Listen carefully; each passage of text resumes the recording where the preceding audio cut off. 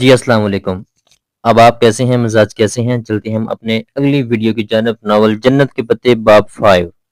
Last line ہماری یہ تھی، کیا زندگی اتنی جلدی گزر جاتی ہے؟ اس سے بھی جلدی گزر جاتی ہے، ہمیں پتہ بھی نہیں چلتا اور ہمارا وقت ختم ہو جاتا ہے۔ اختتام، دی اینڈ۔ اگلی ویڈیو ہے ہماری باب 5 سے۔ سرخ صنوبر کے اونچے درختوں کے درمیان ہوا سرسراتی ہوئی گزر رہی تھی۔ وہاں ہر سو گنا جنگل تھا، اونچے درختوں کے پتے سنہری دھوپ کو مٹی تک پہنچنے نہیں دیتے تھے۔ دوپہر کے وقت بھی ادھر ٹھنڈی میٹھی سی چھایا تھی۔ بہاریں اسی چھایا میں ادھر ادھر بھاگتی ببول کے سفید پھول توڑ توڑ کر ٹوکری میں بھر رہی تھی۔ ایشی گل ایک درخت تلے زمین پہ بیٹھی سامنے پھیلے کپڑے پہ رکھے بہت سے سرخ جنگی پھولوں کو دھاگے میں پرو رہی تھی۔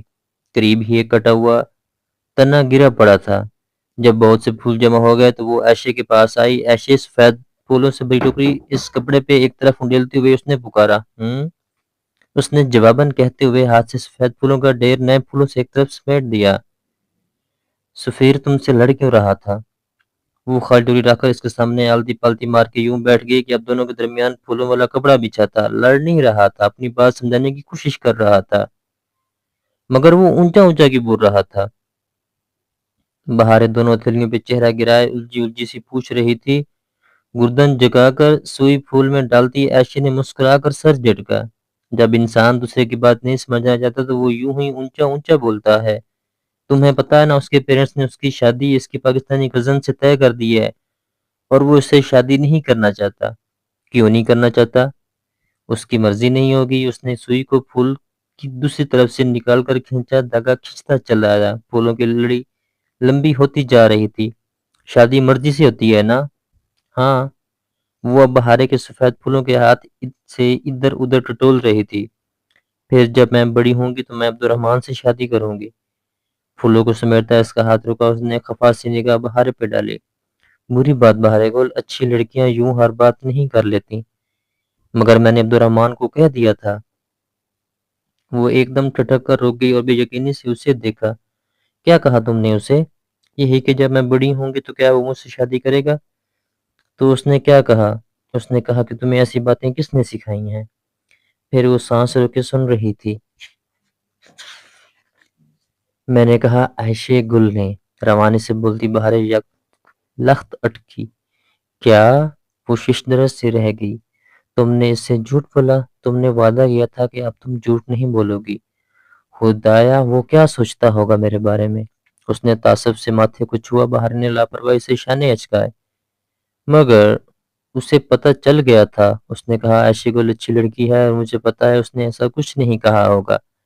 اس کی بات پہ عائشہ کے تنے ہوئے اعصاب ڈھیلے پڑ گئے۔ ایک بھی اختیار سے مسکراہٹ اس کے چہرے پہ بکھر گئی۔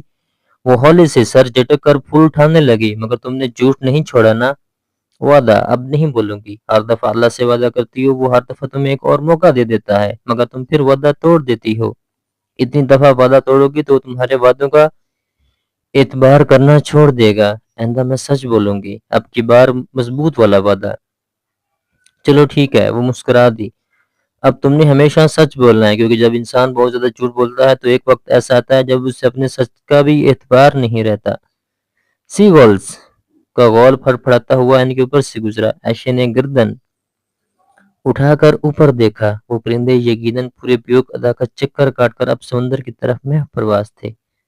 عائشہ گل چند لمحے ان پرندوں کے پنکھ کی مانند اڑ کر بادلوں میں گم ہو گئے تو بہاریں نے پکارا، بولو۔ وہ گردن جھکائے اپنی لڑی میں اب سرخ پھولوں کے آگے سفید پھول پرو رہی تھی۔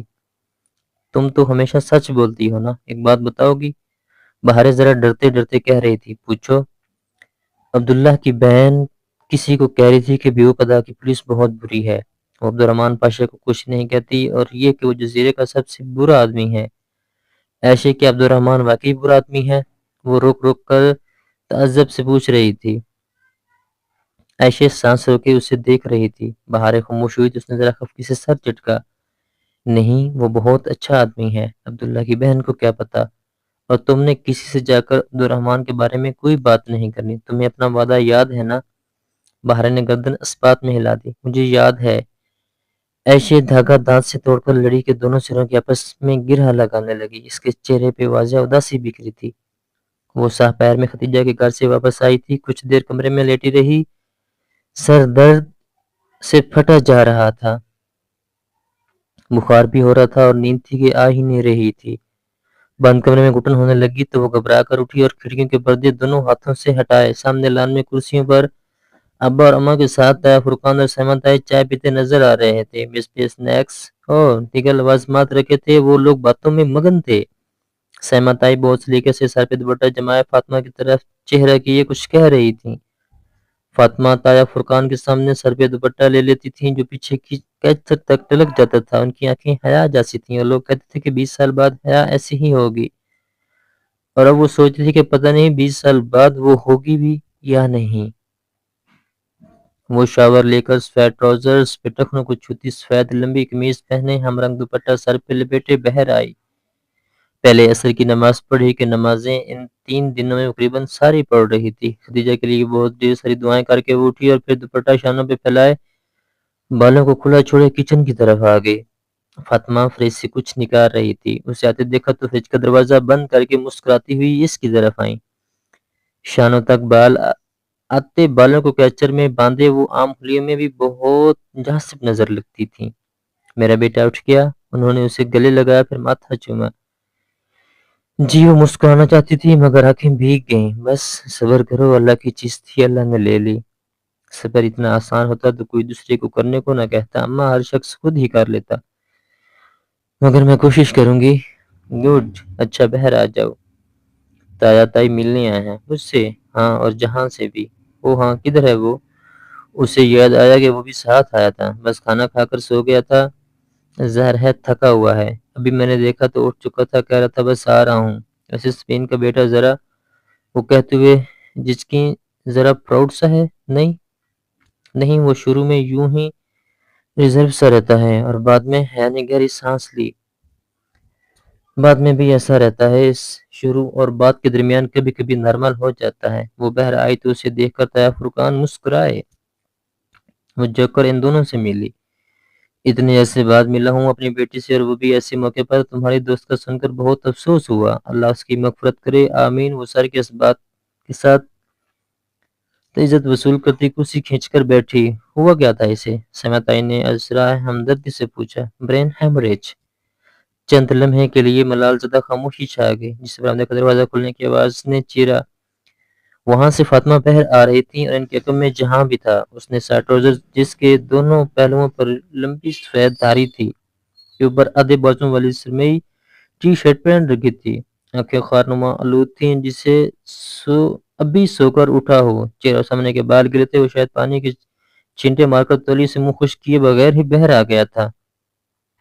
اسے آتے دیکھ سب اس کی طرف متوجہ ہو گئے۔ وہ لان کے دہانے پہ پہنچا تو لمحے بار کے لیے ذرا تذب سے گھاس کو دیکھا، پھر ایک نگاہ سامنے بیٹھے افراد کے قدموں پر ڈالی جو جوتوں میں مقید تھے، پھر ذرا جھجک کر گھاس پہ چلتا ہوا ان تک آیا۔ حیا جانتی تھی کہ وہ کیوں جھجکا ہے۔ ترکی میں گھاس پہ جوتوں سے چلنا سخت معیوب سمجھا جاتا تھا، اور موقع ملنے پہ وہ اور ڈی جے اپنی دلی تسکین کے لیے گھاس پہ ضرور جوتوں سے چل کر دیکھتی تھیں۔ شکر ہے تمہاری شکل تو دیکھی ہے ہم نے۔ اس سے مل کر رسمی انداز میں سب کا حال احوال پوچھ کر تایا فرقان نے گھنی مونچھوں تلے مسکراتے ہوئے کہا، تھینکس۔ وہ رسمن کبھی نہیں مسکرایا اور اسی سرد انداز میں کہتا ہے کہ قبل کرسی کھینچ کر بیٹھا۔ وہ یہاں آنے پہ قطعاً راضی نہ تھا، وہ جانتی تھی سبین نے تو گویا قسم کھا رکھی ہے کہ ہمیں اپنے بیٹے کی شکل نہیں دیکھنے دے گی۔ اسے کیسے خیال آیا تمہیں بھیجنے کا؟ اس کے لیے دیے سے انداز کا تاثر تھا کہ تایا فرقان کے مسکراتے لہجے کے پیچھے ذرا سی چبھن در آئی۔